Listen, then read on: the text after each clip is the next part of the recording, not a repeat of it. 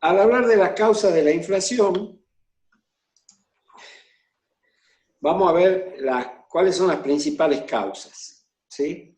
Se mencionan normalmente en los libros 3, y ahora agregamos unita más, y vamos a tratar de verlas todas ahora, ¿sí? Primero, la primera y la más importante posiblemente sea la del desplazamiento de la demanda. Y vamos a ver de qué se trata. La segunda causa de inflación puede ser la evolución o la suba de los costos de producción, ¿sí? Es otra causa frecuente. Una tercera causa, que es la estructura económica estrecha. Esta es una teoría de la Escuela Latinoamericana de la CEPAL de la década del 70, y vamos a explicar un poquito de qué se trata. Sigue vigente, pero ya no tiene la misma vigencia que en su momento cuando la inventaron los técnicos de la CEPAL hace ya 40, 50 años, ¿sí? Y la última causa, que es la que agregamos para este curso, es la especulación de la oferta. Esta última causa no figura en los libros, pero ya la vamos a tratar particularmente para ver de qué se trata. Empecemos entonces con la primera causa, una de las más importantes, que es el desplazamiento de la demanda. Cuando nos referimos a desplazamiento de la demanda, partiendo de una curva de oferta y demanda normal, de las que conocemos o debiéramos ya conocer, ¿sí? Donde tenemos una situación inicial, que en este caso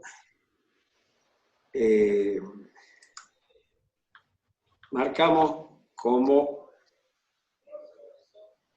una oferta, unas cantidades iniciales a un precio inicial. Ahí está mal esa debería decir Q, ¿sí?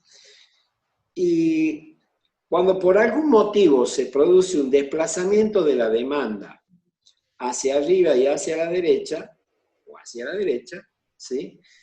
Y vamos a ver cuáles pueden ser esos motivos, se establecen nuevos, ahí está bien, ¿sí? Cantidades de equilibrio y un precio de equilibrio nuevo que resulta de un aumento respecto a la situación inicial.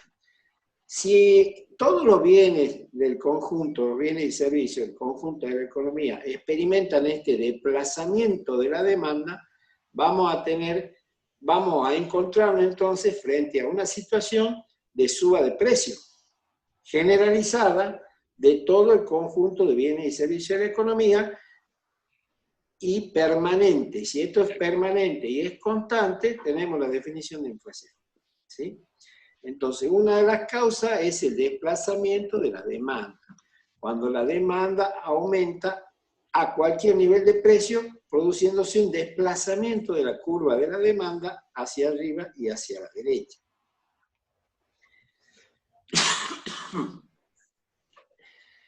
Ahora, ¿cuáles pueden ser los motivos por los cuales se desplace la demanda? Y bueno, este desplazamiento, encontramos tres motivos más relevantes.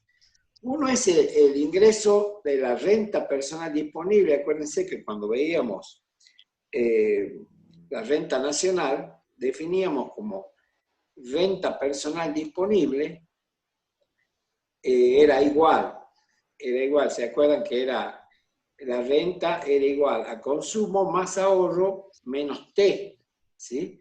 Y decíamos que después de pagar los impuestos, lo que nos queda es para consumir o para ahorrar. Esa renta personal disponible puede ser mayor o menor. Si por algún motivo la sociedad se hace más rica, ¿sí? Aumenta la renta personal disponible, ¿sí? Se va a demandar de todos los bienes y servicios más cantidades a cualquiera sea su nivel de precio, ¿sí? Cuando la sociedad es más rica, demandan más cantidades. Con lo cual, ahí vamos a tener un desplazamiento de la demanda como está graficado, de demanda sub 0 a demanda sub 1, con la consecuente suba de precio. Bien. Otro motivo puede ser que esta demanda agregada, ¿sí? Siempre hablamos en términos agregados, ¿no? Acá no está puesto por un error mío, pero siempre hablamos, este es el conjunto de la economía, entonces es la demanda agregada. La demanda agregada puede aumentar porque incrementa el gasto público. ¿Se acuerda que nosotros dijimos que el primer gastador de la economía es el Estado? O sea, si el Estado decide emplear más recursos en obra pública, mejorar los servicios de salud, mejorar los servicios de educación, de justicia, de seguridad, y todo lo atinente a las funciones esenciales del Estado, incrementando el gasto, ¿sí? Se produce también, al demandar tanto bienes y servicios, se va a producir un desplazamiento, como ustedes ven, de la demanda sub 0 a la demanda sub 1, con el consiguiente aumento de precio de la economía. Y un tercer motivo que puede hacer expandir la demanda, como vimos en política monetaria, es una baja de la tasa de interés. Y eso se producía, y lo vamos a repasar enseguida, porque aumentaba la base monetaria, ¿sí? Que era la cantidad de moneda y billete en poder del público. Al aumentar la base monetaria, acuérdense de que la oferta era vertical, se producía un menor precio, ¿sí? Al aumentar la base monetaria, o sea, desplazarla hacia la derecha, se producía un nuevo equilibrio con un nivel de precio menor, y el nivel de precio menor del dinero es la tasa de interés. Entonces, cuando tenemos tasa de intereses baja, tanto la demanda, o sea, nosotros los consumidores, la familia, la economía doméstica, como las empresas realizan gastos. Nosotros gastos de consumo, las empresas gastos de inversión, produciendo en el conjunto de la economía un desplazamiento de la curva de demanda como figura, como se ve acá en el gráfico. Y eso se establece, por supuesto, un nuevo nivel de precio de equilibrio y de cantidad de equilibrio que es mayor al inicial. Entonces, acá tenemos una de las primeras y más importantes causas de inflación. Tanto como que si el crédito está muy barato, ¿sí? Como si el Estado en su política fiscal decide expandirse, o sea, ser expansivo, o porque por algún motivo aumente la renta personal disponible de las personas, todo ello van a ser motivos para presionar sobre el conjunto de precios de bienes de la economía. Entendiendo, esto en los libros aparece como tirón de la demanda, ¿sí? O sea, la demanda como que tironea la demanda, ¿sí? Aumentó la demanda, sería en nuestro idioma, ¿sí? Este aumento de la demanda, si entendemos que es una de las causas de inflación, vamos a entender también cuáles serían las soluciones para contrarrestarlo, ¿sí? Y lo vamos a ver enseguida.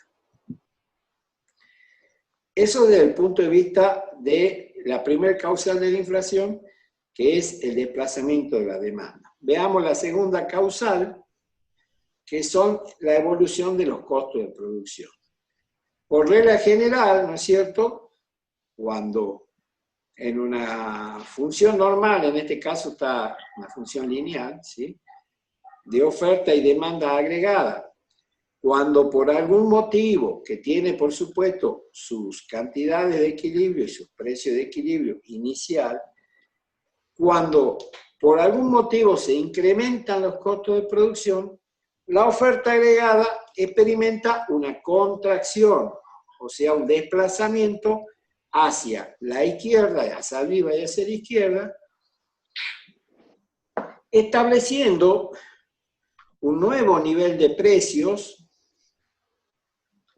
en otro punto de equilibrio con cantidades sensiblemente menores, pero con precios sensiblemente mayores. El aumento de la evolución de costo de producción, entonces, es una de las causas de inflación. Cuando suben los costos de las empresas, sube el precio. No hay otra forma. Hay que trasladarlo. El asunto es entender cuál va a ser la duración y el impacto de esta evolución de costos, porque como verán, las empresas producen menos en esta situación. Y esto ya lo vamos a ver enseguida, puede ser una de las causales de que el PBI, del Producto Bruto Interno, se achique, o sea, decrezca, o se estanque. Entonces, volvemos. La evolución de los costos de producción puede estar dada por las siguientes razones. Porque aumenta el precio de los insumos, ¿sí? O sea, los insumos básicos para producir. En nuestro caso serían semillas, agroquímicos, maquinarias agrícolas, combustible, ¿sí? Y eso puede estar dado porque, digamos, aumentó la tasa de cambio. No se olviden que toda la tecnología, no toda, pero gran parte de la tecnología agropecuaria que usamos nosotros, digamos, viene de compañías químicas o semilleros especializados del exterior. Entonces, si aumenta el precio del dólar, o sea, necesitamos más pesos para comprar el mismo producto que no varió el precio en dólar, pero sí varió el precio en pesos, esos precios se van, ese aumento de costos se va a trasladar inevitablemente a los precios, ¿sí? Produciendo la contracción de la demanda que ustedes están viendo en este caso, con aumento general de precios. Pero los precios de insumos, como también les decía recién, pueden aumentar porque aumenta el combustible, ¿sí? Fundamental para el agro, o los servicios públicos, o sea, el gas y la energía eléctrica, ¿sí? Que se usan mucho en procesos de transformación, o sea, de valor agregado. Tanto la energía eléctrica, el combustible se usa mucho en la producción primaria, ¿sí? El agro. Ahora, si te vas a una planta elaboradora de productos de maíz, productos de soja o productos de girasol, ¿sí? Que tenemos muchas en el país, esas usan servicios públicos como insumo básico, o sea, usan electricidad y gas, ¿sí? Básicamente. Entonces, si aumentan los servicios públicos y aumenta el combustible, como si aumenta la tasa de cambio, todo ello produce un aumento en el precio de los insumos que se traslada inevitablemente en una evolución de los costos de producción, produciendo un desplazamiento de la oferta como ustedes están viendo, ¿sí? Con aumento de precio. Pero los costos de producción pueden crecer además por otras causas. Que aumente, por ejemplo, el costo del financiamiento bancario. Esto es cuando la tasa de interés es tan alta. Entonces, al aumentar el costo del capital, o sea, cuando hay mayores intereses bancarios, ese aumento de costo se traslada hacia la evolución de los precios. Si me cuesta más caro financiarme, más caros van a ser los productos. Pero también puede ser porque aumentaron los costos laborales. Y esto ya es más, este análisis es más corriente, digamos, es lo que está pasando, las discusiones salariales, ¿no? Que se producen cotidianamente. Ahí intervienen lo que nosotros denominamos los grupos de presión. Los grupos de presión, ¿quiénes son? Y bueno, son los sindicatos, ¿sí? Las famosas paritarias, ¿sí? Y también, bueno, las organizaciones representativas de los empresarios, qué sé yo, Unión Industrial, en nuestro gremio tenemos la Sociedad Rural Argentina, las Confederaciones Rurales Argentinas, eso es CRA, después tenemos, ayúdenme Marcela, la más popular, ¿cómo se llama la organización empresariales? Empresariales. Conina. Sí, bueno, Conina era una cooperativa. Bueno, En La definitiva, Federación Agraria, pero son gremiales. Gremiales, sí. En definitiva, son distintos grupos de presión, ¿sí? Algunos del lado de la patronal, otros del lado de los trabajadores, que producen una puja, ¿sí? Sindical patronal, y eso cuando ustedes escuchen hablar de paritarias, ¿sí? Las paritarias, es el establecimiento de las condiciones laborales, donde la principal es el salario, ¿sí? Después hay otras condiciones laborales, días de descanso, jornada, horas y todo lo demás que se discute en la paritaria, pero fundamentalmente lo que produce evolución de los costos es la puja por aumento de salario, ¿sí? Obviamente, el sindicalismo pretende aumentar los salarios y la patronal pretende pagar lo menos posible los aumentos de salario porque tiene una influencia en la evolución de sus costos de producción. Y según de qué actividad, rama o actividad se trate, son más o menos incidentes en el costo total de producción. Hay actividades que el 70% de los costos se adjudican a la mano de obra, por ejemplo, o a los recursos humanos. Por ejemplo, en la producción de tomate, que tiene 270, 280 jornales por hectárea, ¿sí? Y hay otras producciones, como una producción extensiva de maíz, trigo, soja, que el impacto del jornal por hectárea es 0,1, 0,15 jornales por hectárea, o sea, son las producciones extensivas, donde el aumento, digamos, del salario o de los costos laborales no tiene gran repercusión respecto de en el total, como porcentaje en el total de costos. Pero de todas maneras, consideramos que los costos salariales son uno de los costos más importantes para casi todas las actividades, ¿sí? Esta puja sindical, obviamente, sindical patronal es la responsable de las marchas, los paros, las protestas. Los docentes también hacen paros por esta puja sindical patronal. En este caso, el patrón es el Estado, ¿sí? De los docentes, al menos de los docentes públicos, ¿no? Pero también esos costos laborales pueden estar influenciados por un aumento de la presión fiscal, específicamente un aumento de las cargas patronales sobre el trabajo. El costo total para las empresas se divide entre el salario de bolsillo que recibe el trabajador más los aportes previsionales que deben hacer las empresas al trabajador, que si tomamos como base el salario de bolsillo, representan alrededor del 35 al 40% más, ¿sí? Pero que no lo ve el trabajador, sino que son los costos que van al sistema previsional, o sea, van al ANSES, ¿sí?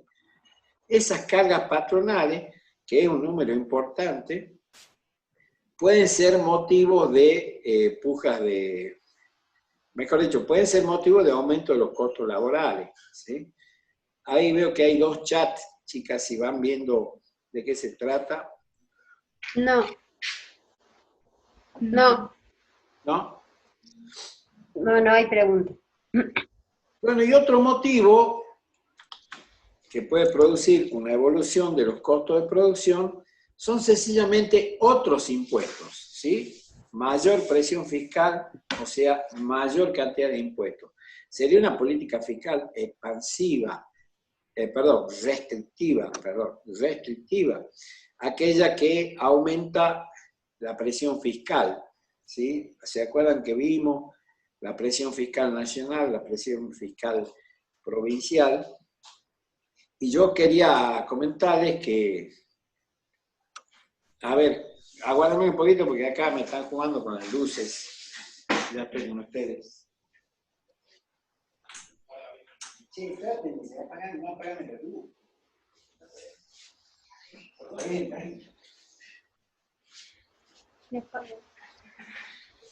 Bueno, decía, por ejemplo, aumento de la presión fiscal, el impuesto a los débitos y a los créditos bancarios, ¿sí? Un impuesto que se inventó hace una decena de años más o menos, que era de emergencia y por única vez. Bueno, hace 10 años que viene siendo por única vez y no se levantó nunca, ¿sí?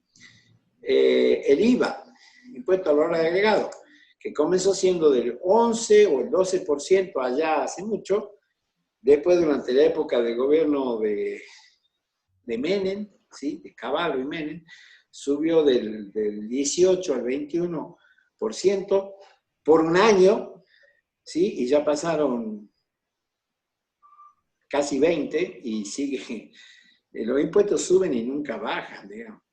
Entonces, todo ese aumento, esa presión fiscal se traslada a los costos, y cuando se traslada a los costos, se traslada a los precios, y si se traslada a los costos, se produce el desplazamiento de la oferta con aumento de precio, como ustedes ven en la gráfica.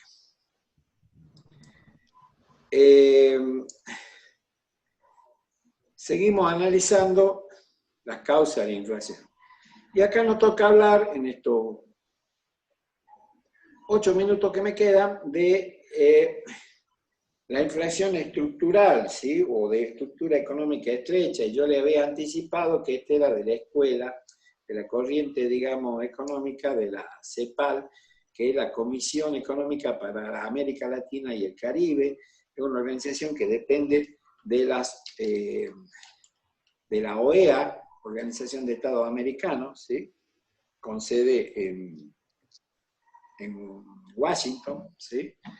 Y ahí había un grupo de economistas en aquel momento, encabezados por Raúl Prebisch y Celso Furtado de Brasil, que desarrollaron la idea de dos cosas centrales: la teoría centro-periferia y los términos de intercambio. ¿Qué decía la teoría centro-periferia, que está de alguna manera vigente todavía? Es que los países centrales, o norte, llamémosle norte-sur también se le dice, los países centrales desarrollados, industrializados, tienen porque además no solo son del primer mundo, sino que son del viejo mundo, ¿sí? O sea, fueron sociedades desarrolladas 200 años, 300 años antes que las nuestras.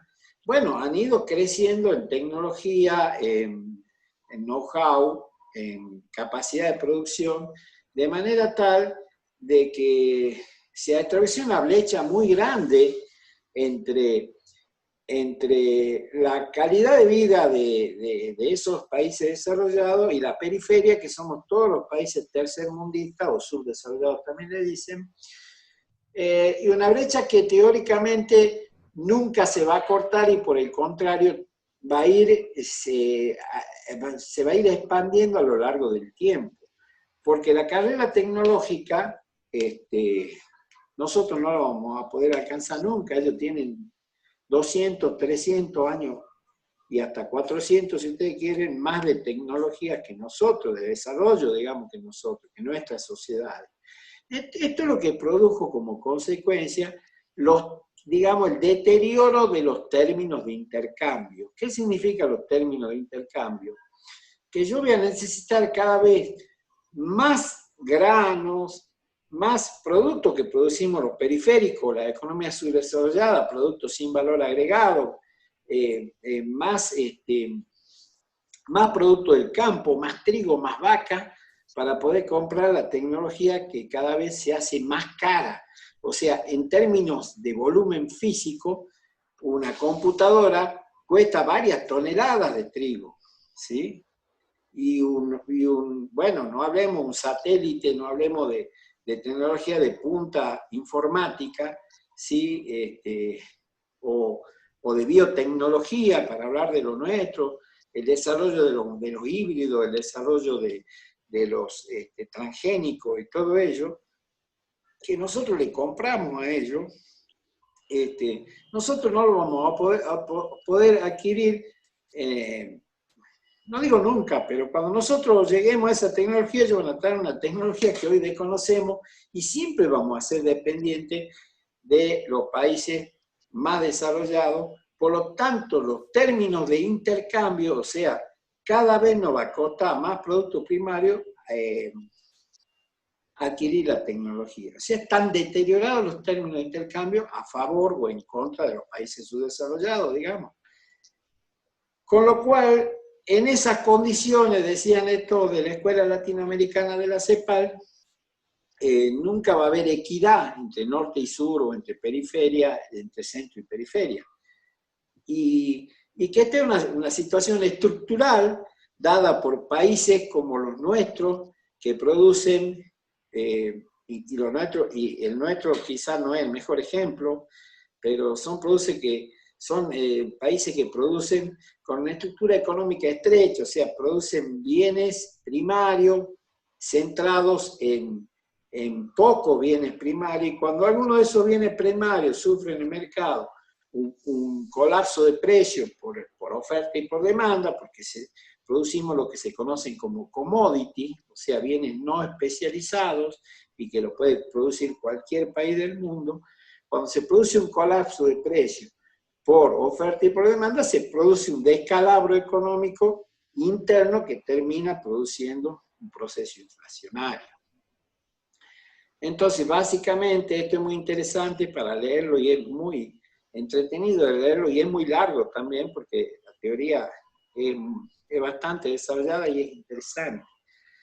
Pero avanzando un poquito, dicen los de la Escuela Latinoamericana de la CEPAL, que cuando tenemos países productores de commodity no diversificados, con una base agrícola ganadera como la nuestra, el desarrollo nuestro se centra en una base agrícola ganadera, cuando se produce por algún motivo una caída de precios internacionales, ¿sí?, de nuestras exportaciones, bueno, cuando se produce una caída de los precios internacionales de las exportaciones no nos conviene exportar, ¿sí? Si no nos conviene exportar, esos productos quedan en el mercado interno, pero ¿quién lo va a consumir? Y bueno, para eso el gobierno tiene que tomar medidas de expansión monetaria, o sea, tiene que expandir la base monetaria, bajar la tasa de interés, desplazar la demanda hacia arriba de la derecha, como recién veíamos, para que esa cantidad que no se exportaron se consuman localmente, o sea, para sostener, como dice el cuadro, para sostener la demanda. Hay que hacer una expansión monetaria. Pero la expansión monetaria, nosotros ya vimos, que lleva a un proceso donde bajan las tasas de interés, se desplaza la demanda, como bien dije, y eso produce inflación de precios, ¿sí? Si a eso le sumamos que la caída de precios internacionales, o sea, nuestras exportaciones valen menos, las que se exportan, lo que se puede exportar vale menos en el mercado internacional, vamos a tener un déficit comercial de la balanza de pago en forma permanente, un saldo negativo de la balanza, como digo, y eso nos va a llevar a un aumento de la deuda externa en forma permanente. Entonces, dice la teoría desarrollada por Raúl Previs, si tenemos este cóctel, inflación de precios más aumento de la deuda externa en forma permanente, y si no se recompone los precios de los productos que nosotros producimos sobre una base estrecha, agroganadera, y nos quedamos ahí, no producimos tecnología espacial, no producimos industria pesada, producimos commodities. Y los commodities se rigen por el juego de la oferta y la demanda, y cuando llueve lindo y hay buen clima, hay mucho, entonces se derrumban los precios. Si esa situación se mantiene en el tiempo y el país explota, inflación de precios más aumento de deuda sin solución de continuidad, o sea, no hay nada que hacer. Entonces, esta es la base de la teoría centro-periférica. Repasando rápido, entonces, cuando teníamos una estructura económica estrecha, o sea, no diversificada y poco tecnificada, y éramos básicamente productores de commodities, eso se llama lo no diversificado, y ante una caída de precios internacionales por algún motivo, pero básicamente porque los commodities se manejan por la oferta y la demanda, básicamente por el aumento de la oferta, entonces hay una caída de precios. Esa caída de precios produce que dejemos de exportar o exportemos menos, y para consumir esos bienes y servicios, el gobierno nacional va a tomar, para que no caiga, para sostener esa demanda y esa actividad comercial, va a tomar una medida de expansión monetaria, de política monetaria expansiva. Eso va a provocar una caída en la baja de interés, y la caída de baja de interés va a provocar mayor demanda de bienes y servicios, con el consecuente aumento de precios, como veíamos hace rato, y eso va a producir inflación de precios. Ese cóctel se va a combinar, ¿sí?, según la teoría económica de los economistas latinoamericanos, con un déficit comercial permanente, ya que si hay una caída de precios internacionales y hay menos venta de commodities en el mercado internacional, y para sostener, digamos, no vamos a poder sostener las importaciones, que sí o sí las necesitamos porque no las fabricamos, eso va a provocar un saldo negativo en la balanza de cuenta corriente, de forma permanente, lo cual provocará un endeudamiento para poder hacer frente a esas obligaciones de la balanza de pago, un crecimiento permanente del endeudamiento eterno. En este caso, porque la cuenta corriente hay que pagarla en dólares, ¿sí?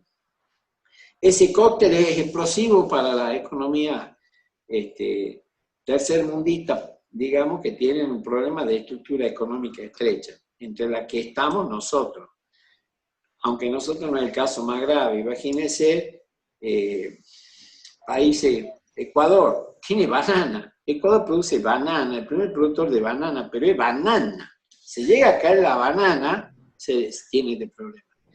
Y así, café Costa Rica, Colombia, o sea, hay el azúcar de Cuba, o sea, eso tiene muy estrecha la base, ¿sí? La estructura económica muy estrecha. Nosotros en una situación un poco más intermedia, algo de desarrollo de industria liviana tenemos, algo de agregado de valor de los productos principales tenemos, acá del trigo se hace harina, del aceite, del girasol se hace aceite, en fin. No solo exportamos granos, sino también algunos productos con valor agregado, nosotros estaríamos en una situación intermedia. Pero cuando salió esta teoría centro-periferia en la década del 70, teníamos mucho menos industria que la que tenemos hoy, entonces éramos muy vulnerables, ¿sí? Seguimos siendo vulnerables porque los términos de intercambio no han variado demasiado, ¿sí? Han variado un poco a favor de los países tercermundistas, pero en definitiva siguen siendo términos de intercambio deteriorados, los productos tecnológicos. ¿Cuánto cuesta un celular hoy? De buenas prestaciones. ¿Cuántas toneladas de trigo, de aceite? O sea, eso es el deterioro de los términos de intercambio. Nosotros producimos una enorme maquinaria para motorizar el agro, ¿sí? Industria, transporte, semilla, agroquímico, cosecha, trilladores, bla, bla, bla, planta clasificadora, fábricas de aceite. Y el celular hoy se fabrica en un garaje con un chip, ¿sí? Esa es la tecnología. Y vale todo ese movimiento que hemos hecho nosotros, lo hace, por decir así, exagerando, Microsoft en un garage. ¿A qué costo? Bueno, el costo de la cabeza. Nosotros tenemos que mover recursos naturales, tierra, capital, trabajo, factores de producción. Eso se refiere al desequilibrio de los términos de intercambio. Pasamos a la siguiente causa de inflación y, como decíamos, esta la incorporamos nosotros, que es la especulación de la oferta, que ha sido un tema bastante maltratado, digamos, de todas maneras, en los últimos 15 años, ¿sí? Es una cosa que aparece como una de las causas de los aumentos de precios, ¿sí? Y esto debido, dice esta idea, porque ni siquiera es una teoría, es una idea, ¿sí? de que se produce a partir de la concentración económica de unos pocos agentes que monopolizan o toman una porción del mercado, del producto, mercado del producto y mercado de la oferta, y mercado de la producción y de la oferta, muy importante. Entonces se transforman en formadores de precios, ¿sí?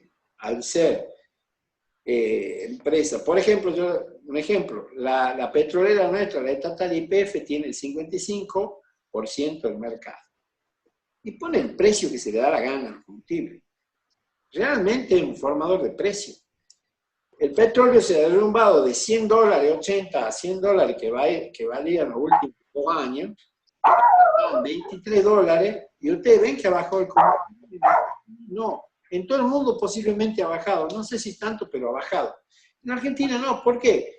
Porque la que monopoliza la mayor parte de la producción y la distribución, o sea, de la oferta, en el mercado de consumo, es una empresa que se llama YPF, poderosa, que tiene la mayor parte del mercado y establece los precios de referencia.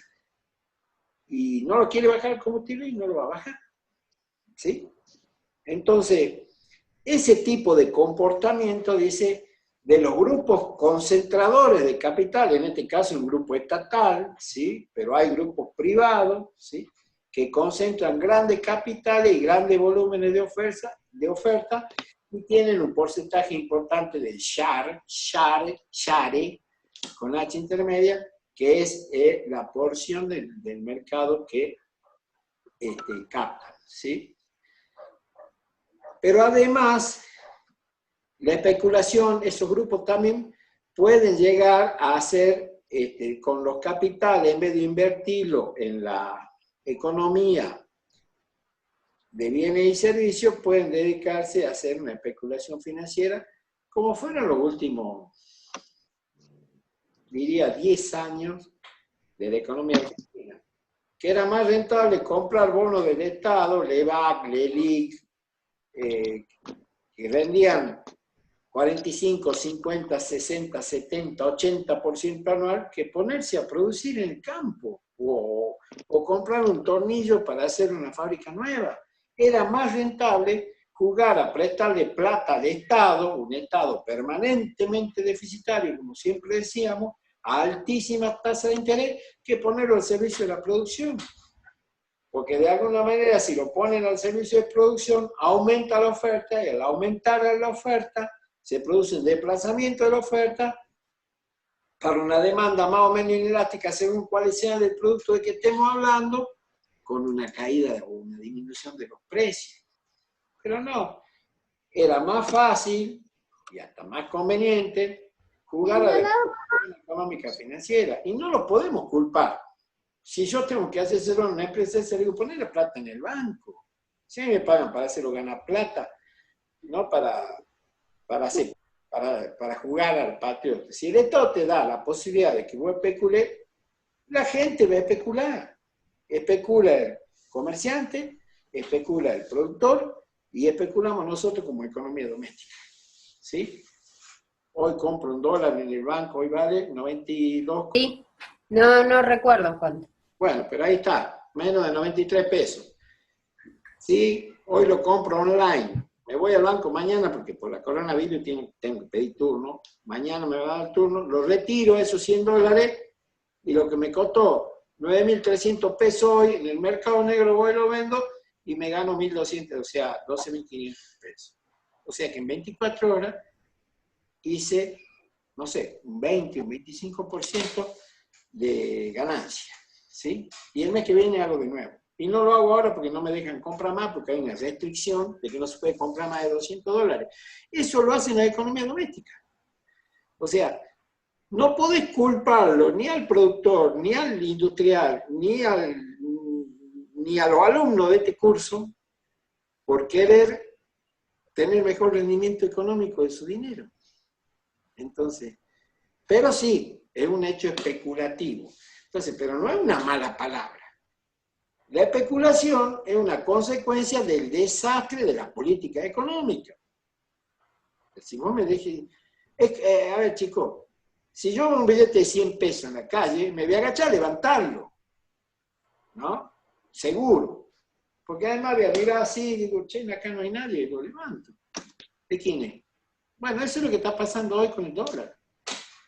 ¿Sí? Hay un billete de 100 pesos y todo el mundo se levanta, se agacha a recogerlo. Bueno, a eso le llaman inflación especulativa. Yo doy otro ejemplo que siempre se lo doy a los comerciantes. Porque se quejan del comercio informal. Se quejan de la feria, que no pagan impuestos, que tienen empleo negro, que es una economía no registrada. Toda la razón del mundo. Ahora, ellos dicen, actuemos sobre el consumidor, que tenga conciencia patriótica y social de que no. Vos le podés pedir al consumidor cualquier cosa menos que sea tonto.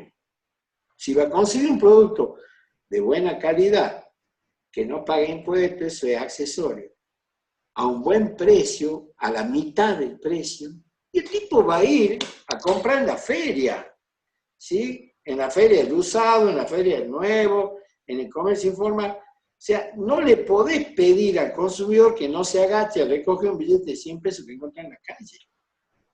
¿Sí? En todo caso, tomemos las medidas políticas para que esa situación no se produzca. Bueno, esto da para charlar toda la tarde y no tenemos mucho tiempo. Entonces avanzamos. Ahí tienen ejemplos de empresas concentradoras. Hablamos de YPF, el sistema de los combustibles, pero acá tenemos varios amigos, ¿sí? Varios conocidos. Molino Río de la Plata, una empresa de capitales argentino. Tiene 262 productos en la góndola. Y esas son todas sus marcas, 22 marcas creo que son. ¿Sí? Miren si no son formadores de precios. ¿Sí? Miren si ellos no establecen los precios que van a valer las cosas, con semejante poder, digamos, de mercado que tienen. Nor Suiza, esto que venden caldo, es una empresa extranjera, 118 productos en la góndola. Aceitera General de esa, la tercera o cuarta aceitera a nivel nacional, junto con Vicentín estaba, que ahora está chao, Vicentín, está quebrada. ¿Sí? Tiene 7 marcas conocidas, Mazola, Cada Día, Mayoriva y no sé cuántas otras, y 59 productos en la góndola. Son líderes en el mercado de los aceites. ¿Sí? Sancor, una empresa cooperativa de Santa Fe y Córdoba, tiene 2 marcas, Santa Brígida la segunda, y tiene 71 productos. Y eso que acá no están todos los yogures y todo el yogurito y todos los postrecitos y todas esas otras cositas que tenían antes, que vendieron esa línea de productos porque tenían más de 100 productos en la góndola. Bayer, un tema que digamos nos interesa a nosotros, los que vamos a ser agrónomos, ¿sí? Tiene 2 marcas y 84 productos en el mercado. Y son formadores de precios, ¿sí? Ahora, que vos me digas si tienen ética, no tienen ética para poner los precios, no sé. Porque no estoy en las administraciones de ellos para saber sus costos y esas cosas. Pero sí se los acusa de ser responsables de la inflación frecuentemente. No siempre, frecuentemente. Y son una de las causas de la inflación, o pueden ser una de las causas de la inflación, por eso las traemos y las incorporamos en el estudio, en este curso. Pero no están los libros, por ejemplo, ¿sí? Y bueno, y ahora vemos, sabiendo cuáles son las causas de la inflación, veamos cuáles serían las medidas de políticas antiinflacionarias que podemos describir, las más importantes, ¿sí? Por ejemplo, desde la política monetaria. Si sabemos que... Adrián, sí. preguntan cómo el Estado puede controlar esa situación de monopolización. Lo vemos enseguida, ¿sí? Al final. ¿Sí? Tenemos respuesta para casi todo. Me están prestando el cuadro, que no sé cómo hacerlo. Bueno. Decía, Vamos a ver las medidas. Desde la política monetaria, si sabíamos que la política expansiva producía inflación, y bueno, digamos, la respuesta a esa situación está en generar una política restrictiva, ¿no? Expansiva. ¿Sí? Ya veíamos cuál era la causa y bueno, desde la misma política podemos ver cuál es la solución. Una política monetaria restrictiva, ¿qué significa? Ya lo estudiamos, contraer la base monetaria, o sea, sacar billetes y monedas de circulación, o aumentar los encajes bancarios, ya lo vimos esto. ¿Eso qué va a producir? Un aumento de la tasa de interés. Al subir la tasa de interés, ¿qué va a pasar con el crédito?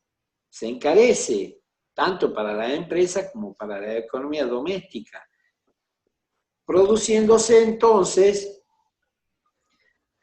un desaliento del consumo en general, del consumo y de inversión. Ese desaliento bueno, ahí está, desaliento de la inversión, y eso va a llevar a que haya un desplazamiento de la demanda agregada. ¿Hacia dónde? Hacia la izquierda y hacia abajo. ¿Sí? En esta nueva situación que ustedes están viendo. Entonces, lo que estamos haciendo es enfriarla la economía, ¿sí? Hemos subido de alguna manera el precio del dinero para que la gente no tenga crédito para comprar con tarjeta de crédito, desalentamos el consumo con tarjeta de crédito, desalentamos los créditos personales, pero también desalentamos la inversión productiva, lo cual no es una buena noticia.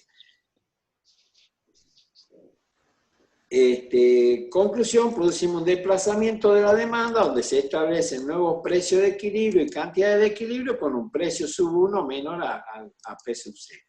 Y ahí tuvimos una baja. ¿Qué hicimos? Obligamos a una baja de precios. ¿Sí? ¿Cuáles eran las herramientas? Esto lo vimos de política restrictiva, la emisión de títulos públicos, la venta de divisas, ¿sí? Vendo dólares y rescato pesos y los esterilizo, los encierro, y el incremento de los encajes bancarios.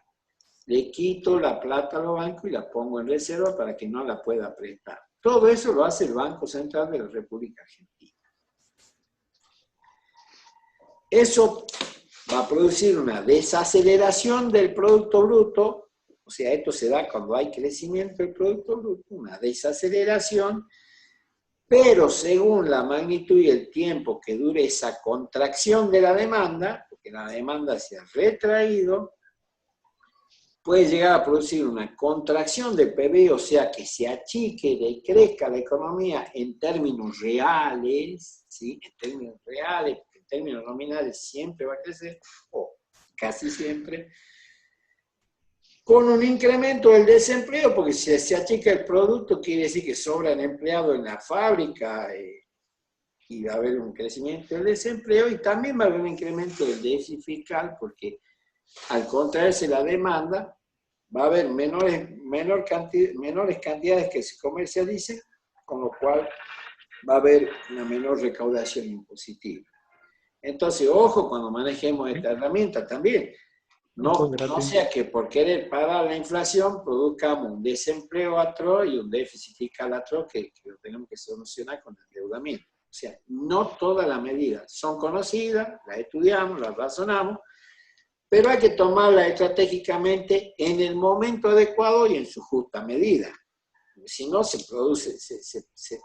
transforman en otro problema. ¿Sí? Por solucionar un problema, vamos a tener un problema mayor. Desde la política fiscal, bueno, un poco lo que ya vimos, ¿sí?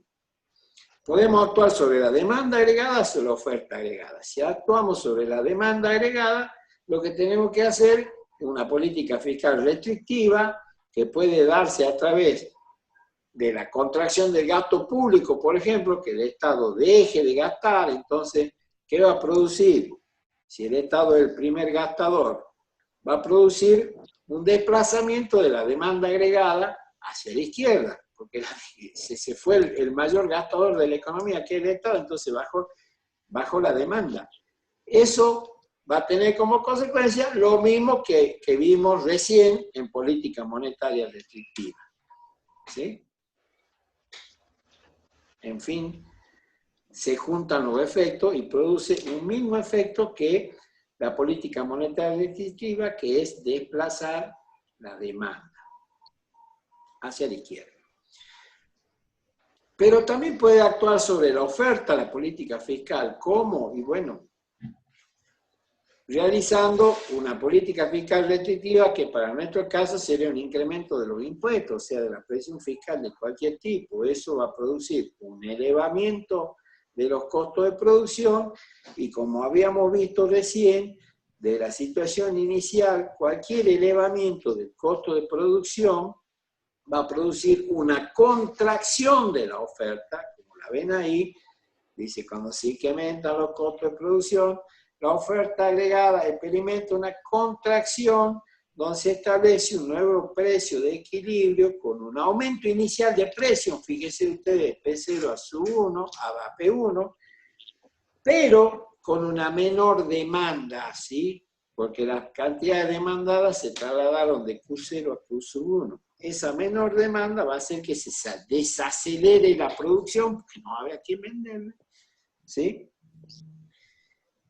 Y esa desaceleración de la producción va a producir, en definitiva, que se enfríe la economía, se achique la economía y pare el proceso inflacionario. Si eso se produce en todos los bienes y servicios, el problema es que ahí los bienes van a ser más caros y lo van a poder consumir solo lo que puedan pagarlo. Hay muchos sectores de la sociedad que se van a quedar sin poder consumir esos bienes. Pero si se desacelera la demanda. Cuando se desacelera la demanda, por lógica, se empieza a digamos, de nuevo la oferta empieza a contraerse cada vez más, porque la economía se enfría cada vez más con una baja de precios ya en este caso, que no pueden vender. Es lo que, si se quiere, está pasando hoy. Pero no tiene que ver con la política económica, tiene que ver con la pandemia. Por eso es que no hemos tenido una inflación tan alta, 2% el mes pasado, porque las empresas no venden. Y cuando no venden, no suben los precios porque van a vender menos. ¿Está claro?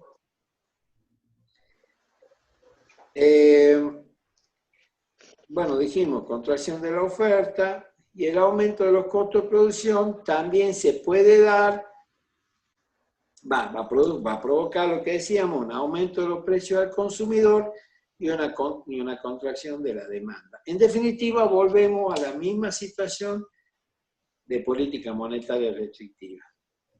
Una contracción de la demanda que va a traer como consecuencia una baja de precios. Fíjense en ustedes que hemos tenido que subir primero, desplazar la oferta, hacer subir los precios para que después haya una contracción de la demanda, un desplazamiento de la demanda que ahí no está graficado, que en definitiva va a producir un efecto, el mismo efecto que subir las tasas de interés. O sea, el mismo efecto que la política monetaria restrictiva que veíamos como medida de política monetaria para combatir la inflación. ¿Ven cómo se va entrelazando todo en la economía? No hay ninguna medida que no se entrelace con otra. Cualquier decisión de política macroeconómica que se toma, ya sea de lo fiscal o de lo monetario, va a producirse acomodamiento en toda la oferta y la demanda agregada y va a producir consecuencias en la contracción de la oferta o la contracción de la demanda, ¿sí? Si se trata de contener la inflación. Y veamos además otras medidas antiinflacionarias con otro tipo de política que no sean la monetaria y la fiscal, aunque después vamos a nombrar una fiscal más, que es, por ejemplo, la política cambiaria.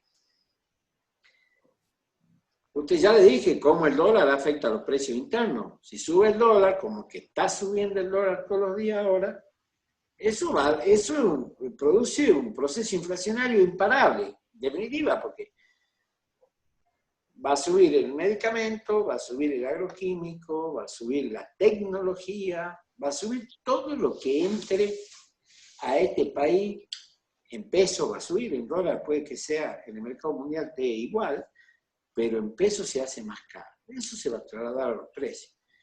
Entonces, la política cambiaria del Banco Central es fundamental. Entonces, a ver, podemos tomar medidas extremas, estas son ya medidas, pues decía, y bueno, ¿qué medidas podemos tomar? Bueno, hay muchas de las que vimos, pero estas son medidas más audaces, digamos, si se quiere, ¿sí? Que la hemos tomado en la década del 90, ya le cuento, política cambiaria. Entonces, medidas sobre qué hacer con el tipo de cambio. Tenemos tres alternativas. Lo dejamos que se atrase, o sea, que el dólar suba menos que la inflación, sube la inflación, ¿sí? No sería el caso actual, ¿sí? Atraso cambiario quiere decir el dólar está barato, ¿sí? No, el dólar está caro, ¿sí? O directamente lo anclamos, o sea, lo dejamos sin posibilidad de que no se mueva, ¿sí? O hacemos un desdoblamiento cambiario, parecido a lo que hay hoy, pero no igual. ¿Qué significa? Si el dólar avanza menos que la inflación, ¿sí? El dólar en términos relativos se va a ir abaratando. O sea, la inflación va a ir más rápida que lo que sube el dólar, quiere decir que el dólar en términos relativos se va a ir costando cada vez menos. El anclaje cambiario significa lo que hicimos en la década del 90, que lo dejamos al valor del dólar igual a $1 y lo mantuvimos así por 10 años. Paramos la inflación, yo les comenté en la clase pasada que de hecho tuvimos 2 años de deflación, o sea, de baja de precio, de todo los bienes y servicios de la economía, pero la economía explotó después, cerca de los años 2000, porque esto no se podía mantener indefinidamente y acá se mantuvo indefinidamente. Estas son medidas de emergencia, ¿sí? O el desdoblamiento cambiario, que es un poco lo que está pasando hoy, digamos. Che, el dólar turista o el dólar de especulación, que le llaman al que compra la economía doméstica, le vamos a poner un 30% de aumento. Sin embargo, el dólar de exportación va a permanecer con el valor de hoy está en 71,50, ¿sí? Pero 93 pesos para el que quiera atesorar. Entonces estamos haciendo un desdoblamiento cambiario. Y vos podrías decir, y bueno, para las importaciones vamos a poner un dólar X, para las exportaciones vamos a liquidar a un dólar X, para el que quiera hacer turismo el dólar lo vale X. Entonces, si yo las importaciones mantengo con un dólar relativamente bajo, ¿sí? Entonces no van a crecer los precios internos, ¿sí? Puede que suba el dólar turístico, el dólar de ahorro, el dólar de exportación, pero el de importación lo anclo, o lo dejo quieto, o le pongo un precio conveniente, de manera que no se traslade al precio de los agroquímicos, de los medicamentos, de la tecnología, de la heladera y todo lo que nos fabricamos nosotros, de los vehículos, los tractores, las cosechadoras. Cualquiera fuera de esas medidas es un esfuerzo fiscal, digamos, ¿sí? Tiende a desacelerar los costos. Con lo cual, tenemos una primera medida de política cambiaria, por ejemplo, para frenar la inflación. No es lo que está pasando hoy, ¿eh? El dólar sube todos los días. Pero después podemos tomar medidas más duras como la política de ingresos. ¿Qué hago? Y congelamiento de salario de todos los empleados públicos y de los privados también. Establecemos congelamiento de salario, se hizo en la década del 70. Porque los salarios, como yo le dije, son una de las mayores fuentes de aumento de los costos de las empresas y por tanto de los precios y por tanto de la inflación. ¿Sí? Son medidas polémicas, son medidas difíciles. Bueno, puede ser un empleado a los profesores universitarios, che, ustedes, listo, le congelamos los salarios, no van a ganar un peso más. Bueno, yo voy a decir, está bárbaro. Ahora, que no suba un peso más el kilo de pan, porque si no, el poder real de compra de mi salario, volvemos a lo que son los valores nominales y reales, se va a ir deteriorando cada vez más. Entonces, si vos me querés congelar el salario, yo te exijo que la inflación sea igual a 0. Porque si el aumento salarial es cero, el aumento de los precios tiene que ser cero, porque si no, se me deteriora el poder de compra. O sea, no son fáciles de tomar esta medida, ¿sí? Y de política fiscal podemos complementar con un congelamiento de tarifa y servicios públicos, incluido el combustible, porque es estatal y hoy la empresa monopólica que referencia los precios es YPF. Si YPF dice que la nafta vale la mitad, toda la nafta vale la mitad, porque el que no venda la mitad no vende un litro de nafta. Y estas son las empresas que decíamos monopólicas, ¿sí? Que son formadoras de precios. Fíjense el cóctel. Sí, son antiinflacionarios, son realmente antiinflacionarios. Si vos haces esto, seguramente derrumba los costos y hasta capaz que tenga deflación. ¿Sí? Pero todo tiene un costo. El congelamiento de tarifas y servicios públicos significa que vos tenés que hacer un gasto público en subsidios. ¿Sí? Si no sos capaz de detener la inflación a cero, va a tener que subsidiar las tarifas, como se venía haciendo desde hace muchos años en Argentina, y hoy los subsidios se han reducido mucho, pero no del todo. Para que no suba el boleto, para que no suba el gas, para que no suba la luz. Los servicios públicos. Ahora bien, vos podés tomar estas tres medidas en conjunto y seguro que para cualquier inflación. Ahora esto necesita de un pacto social, un acuerdo nacional. Un poco lo que se está hablando entre bambalinas hoy antes del coronavirus, porque ahora el coronavirus ocupa toda la noticia, se hablaba de que es necesario un pacto social. ¿Qué significa? Un pacto social es que los empresarios, las organizaciones civiles, los sindicatos, la iglesia, las iglesias, porque no hay una sola religión, y toda otra fuerza viva, ¿sí? Se sienta en una mesa de concertación diciendo, bueno, acá tenemos que hacer todo un esfuerzo para parar la inflación y tratar de crecer, porque este país no viene creciendo ya por tercer año consecutivo. ¿Eso qué significa? Que vamos a congelar o anclar las tarifas, vamos a congelar los salarios y vamos a realizar medidas de tipo cambiaria que desaceleren los costos de producción. Pero el compromiso es que las empresas respeten el pacto social y no aumenten los precios, los trabajadores se queden en su casa y no salgan a cortar ruta y acepten el congelamiento salarial, y el Estado argentino se coma un garrón de déficit fiscal importante para que congelemos los servicios públicos. Si podemos congelar los costos, podemos congelar los precios, pero eso nos va a llevar indefectiblemente al control de precios. Tenemos que establecer estructuras sociales o estatales, como vos quieras, de control de que los precios no aumenten. Esa sería medida inflacionaria de las llamadas duras, se hizo en la década del 70. Bueno, los empresarios no respetaron tanto el aumento de los costos, subían, pero como no lo dejaban subir, se armó un mercado negro. Entonces en la góndola del supermercado no había aceite, pero vos lo podías comprar a uno que te lo vendía así. Vos tenías que hacer santo y seña, una contraseña, entrar por una puerta, un pasillo oscuro y te vendían aceite adentro a otro precio. O sea, hubo desabastecimiento.